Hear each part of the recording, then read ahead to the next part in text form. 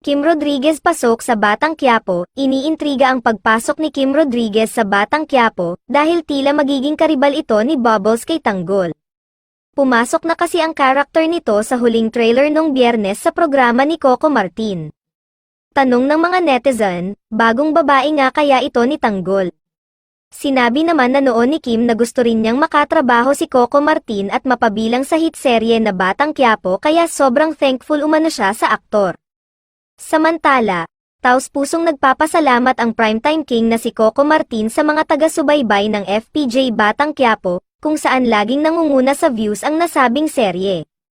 Pinipilit namin gumawa ng palabas na alam namin mapaliligaya ang mga manonood gabi-gabi, ayoko kasing tipirin yung mga manonood natin, na-appreciate ko kasi yung pagmamahal nila, sabi ni Coco. May mga bagong karakter pa umano ang aabangan dito. Abangan nyo po ang bagong yugto ng Batang Quiapo, pasabog ang mga makakasama po namin, napakaganda po.